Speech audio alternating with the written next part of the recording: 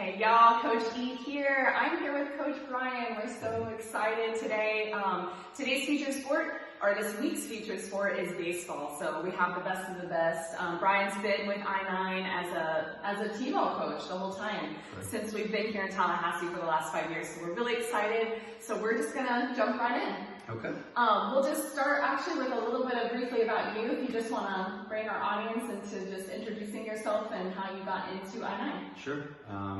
I moved to Tallahassee in 2005, and I have 3 kids, but my daughter, who's older, was never into ball sports. She's a cheerleader, so it was a little hard for me to interact. But when my boys came along, who are now 9 and 5, I started with the one who's 9 at 4 years old, and I-9 had just started up, and I thought this was a great time to get involved with Tball. Awesome. Well, we're so thankful for you. So we're going to get into our first question.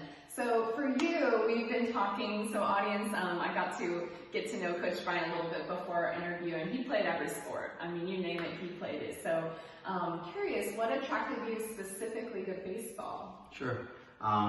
As I mentioned, growing up, I grew up in New York on Long Island. You played all the sports in those days, but what definitely attracted me to baseball, especially as I got older and kind of get into certain sports so you can focus, was baseball.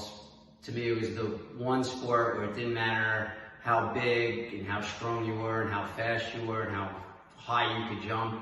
It was, it was something that if you worked hard and worked on the skill, even a normal sized person could be very, very successful. I love that. It's kind of like equal playing field, right? Everyone can come in, and it really depends on your determination and your grit. Totally. And how hard you work, and not just how you were born, whether it was tall or whatever. Yep. I really never thought about that in baseball. So my next question is, now you're an athlete for many, many years, so what is one fail moment that you had growing up as a kid in sports and then what did you learn from that experience? Plenty of failures. I'll use baseball because it's a cliche, but it's definitely a game of failure. And so I'll just use like this high school baseball is a good one. We were playing our rival, and in those days you played 3 games in a row against the rival. So I kind of remember like it's yesterday, but it was the second game of the series. And it was the bottom of the 7th, which is in high school the last inning. It was bases loaded, 2 outs. We were down by 1, and I was up, and I struck out looking. And it was a strike right down the middle, and I struck out looking. And so obviously I was failure, lost the game, that was it. But I kept my head up, and luckily we played them the next day. And the next game I hit, we won 3-2, and I had hit a triple that drove in the winning run a couple innings prior, but that won the game. So went from a failure to the winning hit one day later. And you just have to learn in life and in baseball. You're gonna have failures, but you can't keep it down. You just can't keep you down. You just gotta keep going. That's right. And you had an opportunity the next day, it sounds like, to so I got lucky with rectify. How did your coach handle that situation? Do you remember? Yeah, I actually was lucky. I had an amazing coach. His name was Andy Skirbo, actually. If kids want to look him up. He was actually the backup third baseman for a Hall of Famer named Clete Boyer, who played for the New York Yankees and stuff way back. He was at the end of retirement when I had him. So he was a great coach, mental to learn from, and I mean, he was always positive and upbeat, and you just listening to him, you were gonna learn the best way to handle things. Yeah. So that was you had a coach that was integral into your life at that moment. It sounds like he handled that situation because that can go a lot of ways, right? Yes. So you have someone, you lost the game, but it sounds like your coach was there. Yeah, I was just lucky to have a coach like that. Not everyone gets some really good coaching, that you might have. Well, speaking of coaching, audience, Brian is one of our best coaches. I need to brag on him a little bit. Yeah, like I said, he's been with us for the whole time we've been here, and whenever we have a new coach in baseball, we always say, okay, let's go to Coach Brian, because he's kind of our coach mentor. That's how we see him, so we're really appreciative. But speaking of your I-9 coaching experience, what inspired you to get involved as a Tball coach for your sons? Yeah, I was very lucky. My dad, from as young as I can remember, was my coach.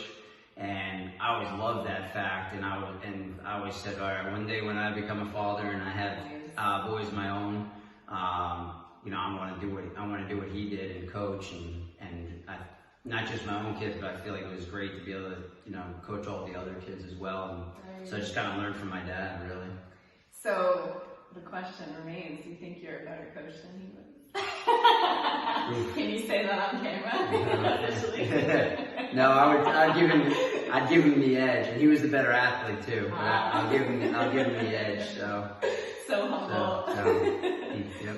So this was something you had dreamed of doing. Oh yeah, since you were I knew once I was playing days are over, so to speak, that I definitely wanted to coach and be around kids. So. Well, it shows for sure. Thank you. So what's a highlight of your coaching experience with I-9 over the last 5 years? Sure. I'll use my son then for probably as an example. So when I started 5 years ago with Blake on the tee, I would say it went from he could swing 10 times and he probably wasn't going to hit the ball off the tee. He might hit the air, might hit the tee. Sounds like me. To now we're playing competitive ball, and it's really starting to flow for him. And so it's just great to see from smashing the tee 10 times in a row to really starting to play baseball within 5 years. So that's kind of rewarding. That's so beautiful, especially it's your son, right? You see, because you had a direct impact on that. Correct. I can remember, even within a season, so I've been a soccer coach with I-9 several times now, and that first game, you're just like, what's a soccer ball? Let's start there. Foot to the ball. Right, you have to start so elementary, right? No matter what age. And then somewhere in the middle of the season, you have this moment as a coach, and you're sitting there and you're like, they're making wall passes, they're making plays, they're doing crosses, and you're like, I didn't even teach them that, right? And so part of you wants to take credit, but then part of you knows that it's just them because they were having fun, and you created an atmosphere where it was okay to make mistakes and learn from them. Very true. So I totally get that feeling. It's really rewarding. Last question. We have parents and kids at home right now trying to be good in quarantine. Right. So what would you have as some recommendations for really simple drills that don't require a lot of equipment but keep the kids engaged in the sport? I'm doing that now on my, with my kids. Really just get out there with them, make it fun, praise them, when they're doing a good job. And, with baseball, just work on the basics. It's fielding, it's catching, it's throwing, it's hitting. But you don't need a lot of equipment. Just getting out there with the ball, just having a catch, and just get out there with them and interact and talk with them and just have fun with them. It goes a long way when you're out there and doing it with them, not just go out there with your sibling or something like that. You just gotta you watch from the sidelines. Get out there and do it with them, and it'll go a long way. Yeah, that engagement piece.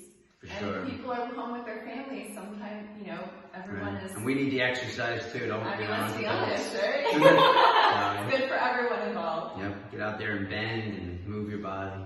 Yes, movement is medicine for sure. Totally. Coach Brian, thank you so much. Very welcome. Yes, we appreciate you taking your time today, and we again appreciate all you've done for I-9. Really Thank you. Too. Thank you. Well, this is Sideline Reports with Coach E, and we are signing off. We'll see you guys next week. Thank you.